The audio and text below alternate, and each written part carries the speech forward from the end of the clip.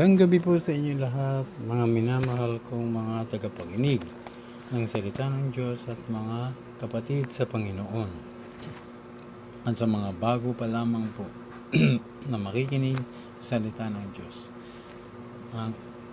Ngayon po ay episode 4 na po tayo. Ang ibang matinding salot. Basahin po natin sa Pahayag 6 verse 9. Inalis ng kordero ang panlimang selyo, at nakita ko sa ilalim ng dambana ang mga kaluluwa ng mga pinatay dahil sa salita ng Diyos at dahil sa matapat na pagsaksi nila rito. Ubos lakas silang sumigaw, O Panginoong makapangyarihang, banal at tapat. Huwag na po ninyong patagalin ang paghatol at pagpaparusa sa mga taong pumatay sa amin. Binigyan ng puting kasuotan ang bawat isa sa kanila at sinabi sa kanilang magpahinga ng kaunti pang panahon hanggang sa mabuo ang bilang ng kanilang mga kapatid at kasamahan sa paglilingkod kay Kristo na papatayin ding tulad nila. So 12. At inalis ng kordero ang pang-anim na selyo, lumindol ng malakas. Ang araw ay nangitim na parang damit na panluksa, at ang buwan ay naging kasimpulan ng dugo. Nalaglag mula sa langit ang mga bituin, parang mga bubot na bunga ng igos, kapag binabayo ng malakas na hangin. Naglaho ang langit na parang kasulatang inirolyo, at nawala sa kanilang dating kinalalagyan ang mga bundok at mga pulo. Nagtago sa mga yungib na bato ang mga hari sa lupa, ang mga gobernador, ang mga pinuno ng hukbo, ang mayayaman, ang makapangyarihan, at lahat ng tao, alipin man o malaya. At sinabi nila sa mga bundok at sa mga bato, tabunan ninyo kami para makubli kami sa mukha ng nakaupo sa trono at makaiwas sa puot ng kordero, sapagkat dumating na ang malagim na araw ng pagbubuhos nila ng kanilang puot, at sino ang makatatagal? At sa pang-limang selyo po ay nakita nga ni Juan ang mga nasa ilalim ng dambana na namatay dahil sa salita ng Diyos at pagsaksi at pananalig kay Jesus. At sinabi sa kanilang magpahinga ng kaunti pang panahon hanggang sa mabuo ang bilang ng kanilang mga kapatid at kasamahan sa paglilingkod kay Kristo, napapatayin din tulad nila. Inialay talaga nila ang buhay nila para sa kordero dahil alam nilang mas mahalaga ang pangalawang buhay kaysa sa buhay ngayon, na hindi maikukumpara sa buhay na walang kamatayan, buhay na napakasagana at wala ng hirap o dalamhati na mararanasan pa, ang buhay na walang hanggan. Ito po ang buhay na walang hanggan, ang napakagandang buhay na inilaan ng Diyos para sa lahat ng mananalig sa Panginoon, lahat ng mga gumagawa ng mabuti, lahat ng mga tumutulong magawa ng mabuti sa araw-araw. Nang inalis ng kordero ang pang-anim na selyo, lumindol nga ng malakas. Ang araw ay nangitim na parang damit na panluksa, at ang buwan ay naging kasimpulangan ng dugo, at nalaglag mula sa langit ang mga bituin. Naglaho o nawala ang langit, at pating mga pulo o bundok ay naglaho din.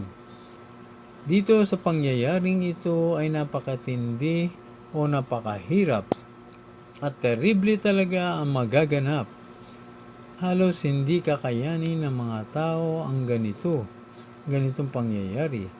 At ni minsan ay hindi pa nangyayari ito. Mula nang nilalang ng Diyos ang mundo. Biruin mo lilindol ng malakas. Hindi po ito tulad ng mga nararanasan nating mga lindol na magnitude 7, magnitude 8. Sobrang hina pa lang po kung ikukumpara dito sa malakas na lindol na darating balang araw na sinasabi po dito. Ang araw ay mangingitim, ibig sabihin imbes na magliliwanag ang araw ay magdidilim. Ito at ang buwan naman ay magiging kulay pula tulad ng dugo. Biruin mo malalaglag ang mga bituin. Kung ating iisipin, napakalalaki ng mga ito kung ito ay babagsak sa lupa. Ang langit, mga pulo at bundok ay mawawala rin.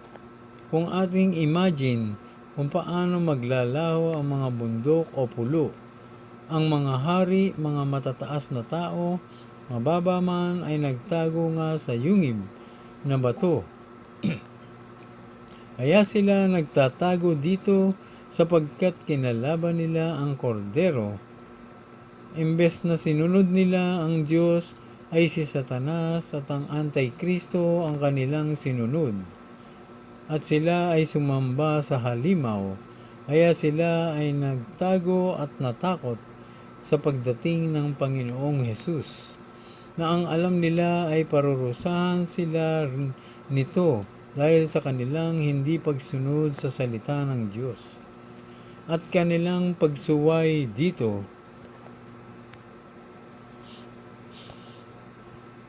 So, hanggang dito na lamang po ang ating paliwanag sa ating topic na episode 4, ang ibang matinding salot.